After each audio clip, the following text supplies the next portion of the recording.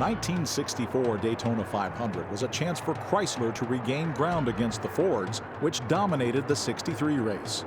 The new streamlined Plymouth featured a Hemi engine that was producing record lap times.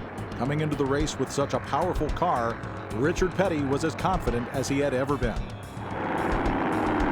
Behind the pace car, Goldsmith in number 26 Plymouth and Petty number 43 Plymouth, first row. Junior Johnson, number 3 Dodge, and Pardue, number 54 Plymouth, second row. The pace car pulls off the track. The field picks up speed. And the race is on.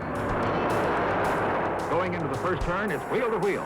Goldsmith jumps out in front, and Petty slips into his windstream right behind him. Bobby Isaac, number 26 Dodge, charges into third. Maurice Petty, Richard's brother, and Lee can only stand by now and watch. The field stretches out as the leaders hit a speed of 180 miles per hour on the backstretch.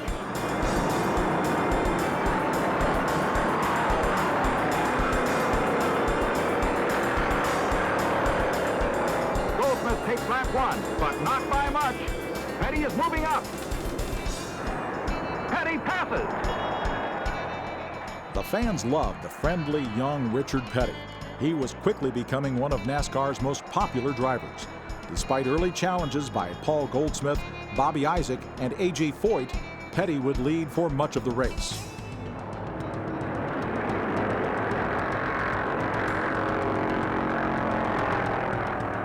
There's a three-way battle for second place. Goldsmith, Isaac, Pardue. Goldsmith falls back.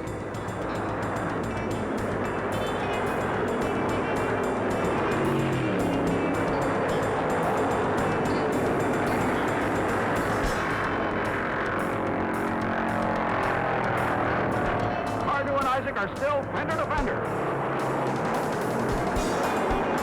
Isaac, a number 26 Dodge, breaks loose from Pardue and charges out to Petty.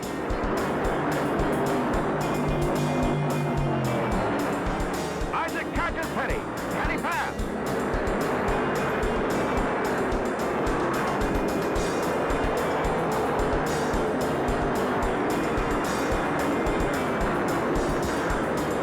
Bobby Isaac takes first place, but Petty stays with him. Pours it on and barrels past Isaac to run in front again. After 10 laps, the average speed is over 172 miles per hour, breaking all 500-mile records. The race is young. Anything can happen. 475 miles to go. The leaders begin to lap the field. Trying to stay with the leaders, other drivers go all out to stay within striking distance. Fireball Roberts, number 22 Ford, has transmission trouble.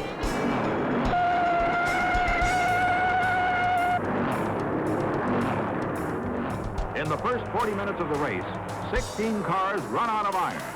500 miles on this track is the equivalent of 100,000 miles on the highway. 100-mile mark comes up. It's Richard Petty running in first. Dave Pearson, number 6 Dodge, second. Foyt, 00 Ford, right after him. And Parnelli Jones, 15 Mercury, fourth. Hanch, 21 Ford, fifth. The average speed is still better than 172 miles an hour. 100 miles, and the leaders pit. Petty, the first, charges down the pit wall. But Dick finds Buck Baker in another Petty car, number 41, in the Petty pit area. Buck was supposed to pit after Dick, but he ran out of gas sooner than expected. One crew, 2 cars to be serviced. A tough break. While the Petty team sweats out the fueling and the precautionary tire changes on both cars, other crews work frantically on Petty's competition. Seconds lost in the pits have to be made up the hard way on the track, and time gained can win the race. Foyt, with a 30-second stop, is the first of the leaders to roar away. Pearson charges right after him in second place. At the 173-mile-an-hour pace, it takes only 52 seconds to go around this 2.5-mile course. After a minute and a half in the pits, number 41 and 43 finally get underway, and Petty has dropped to 15th place. Now it's his turn to chase the leaders.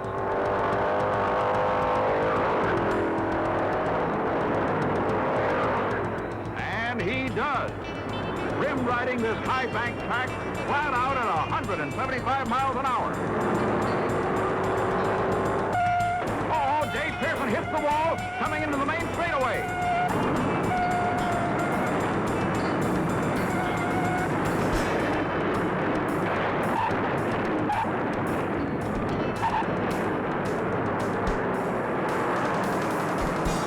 He's all right, and he wants to stay that way. The caution signal slows the field while the track is clear.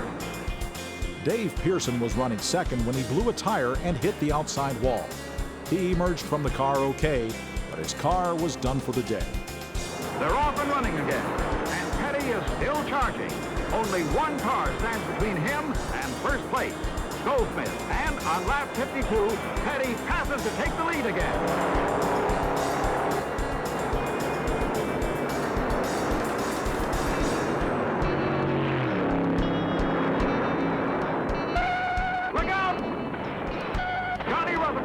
With Ned Jarrett and spins on his top for hundreds of feet.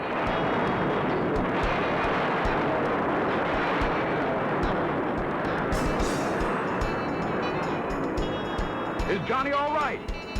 He climbs out safe and spry, thanks to seat belts, shoulder harness, helmet, and roll bars, required by NASCAR regulations. The debris is swept off the track, along with what's left of the car, and they're racing. Petty's still in front by a good margin. At the age of 26, Richard Petty led the race for 184 laps, including the final 149. He lapped the second-place car by the halfway point of the race and dominated the field with a record-setting performance that showed no signs of weakness. The white flag.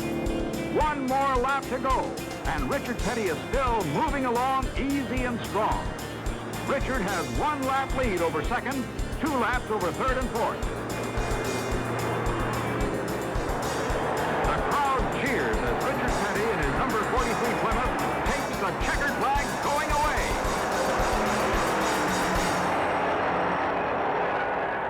Richard Petty rolls into the winner's circle as his father did 5 years ago. The jubilant Petty crew runs to greet him. This is their victory, too. They who have worked so long and so hard for the big one. This has been a great show for Plymouth, who ran 1, 2, 3. Pardue was second and Goldsmith third.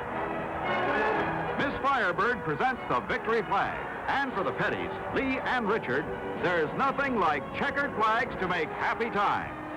Besides the trophies, Richard Petty earned $33,300 in 3 hours, 14 minutes, and 23 seconds.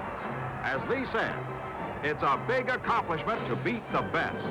And this 500-mile race will long be remembered as not only the richest ever run at Daytona, but the fastest ever run anywhere, anytime.